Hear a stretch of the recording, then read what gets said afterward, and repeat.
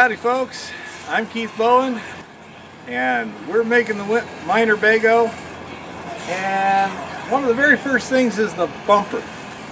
Now it may sound kind of funny, but the bumper has to be done first. So let me show you what we got over here. Now this is the original assembly that's on the truck, and it had an extendable bumper for a big camper. My question is, are these supports going to be strong enough to handle anything that can reasonably happen? Because what I want to do is take this bumper off and make a receiver hitch bumper that I can then use to get all the hitch stuff up off of the ground, and when I need ground clearance I can just pull the ball and the drop hitch out.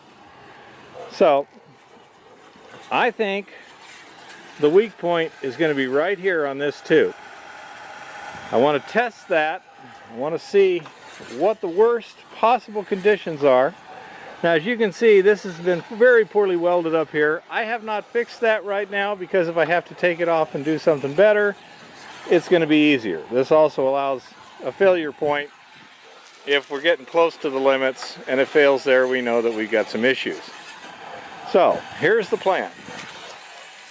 The worst possible shock loading on those struts would be if you're driving off-road, you're coming down off of a hillside, and you hang your bumper on the hillside, and all the weight of the truck is on these two joints right here. Now, if you're towing a trailer down the road, it's only going to have 500 or 600 pound tongue weight. Hell, you could have 3 guys standing on the bumper and achieve that kind of strain. In terms of inline load, each one of these is the same as a single receiver hitch, and since you use a receiver hitch, what the heck? So that's going to be our test. So what we're doing right now is we're filling this IBC up. It holds about 285 gallons, which 275 I'm told, which is about what, 2,300 pounds? Yeah, what would you figure, 2,365? Okay, yeah. So 2,400 pounds.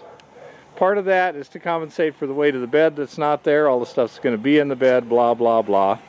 But anyhow, we're going to try and check the worst case conditions gently. First we'll start out with the not so worst case conditions, and we'll go from there. Okay, now we've got this thing up. It's got half the load in it, and we're going to drop this, see what happens.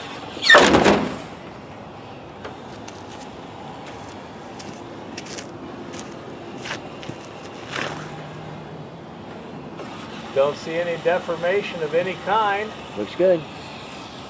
Looking good so far. So here we are. We've got it fully loaded, about 2,300 pounds, or roughly, that bed's probably 300 or 400 pounds. We could pick it up with 4 guys, but it was tough. So this is equivalent of about 1,000 pounds of tools and everything else, which, considering the old bed on this truck, was pretty much a full load. When we put a ton in the back, that suspension was squished down pretty low. So I certainly wouldn't want to be carrying much more than this in this truck. So now, see what happens when we drop it. And that's 3 inches. One would assume that if you're going over something where you might hang your bumper, you would probably be going slow.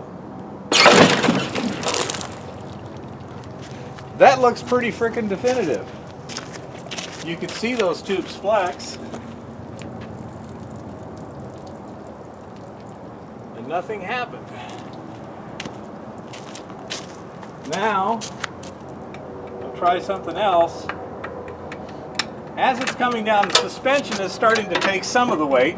I don't know how much. Now, you'll notice I'm not underneath anything here. I don't know why I would be nervous.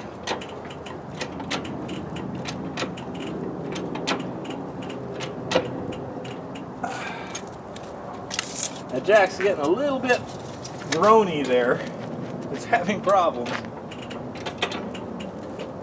Okay, I'm saying the jack itself is starting to get annoyed. And here we go again. I would say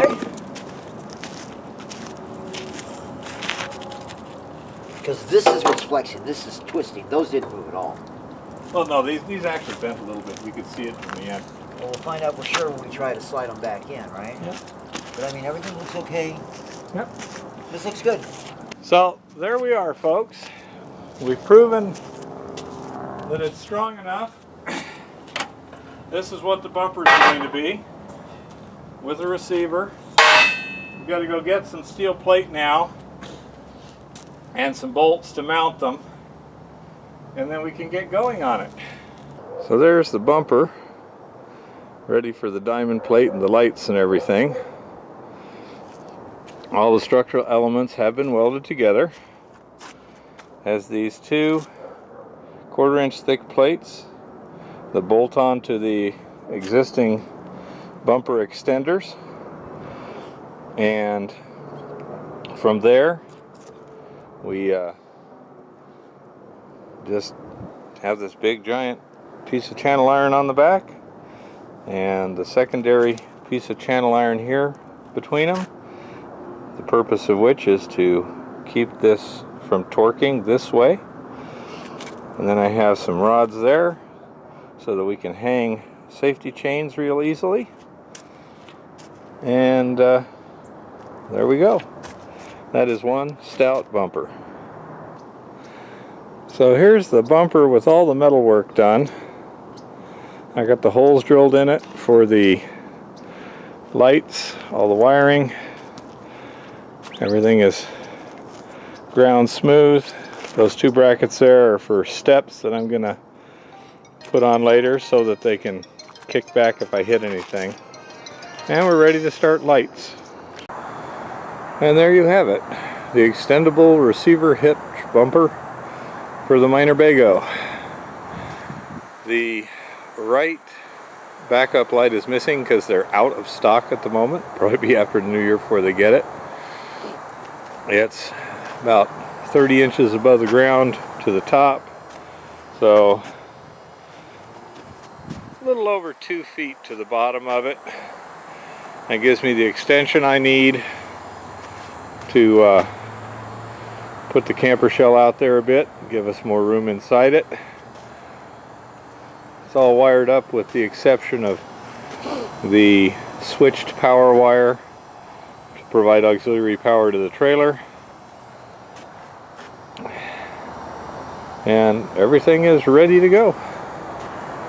Yeehaw. Now, let me just state for the record, I'm not a structural engineer, so you need to consult with a qualified fabricator or be one yourself before you take responsibility for it. I'm not.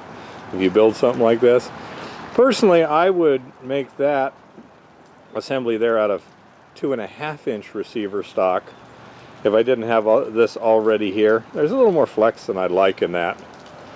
And I'm comfortable with the strength of this bumper. But, as I say, legally, this is my truck. I can do what I want.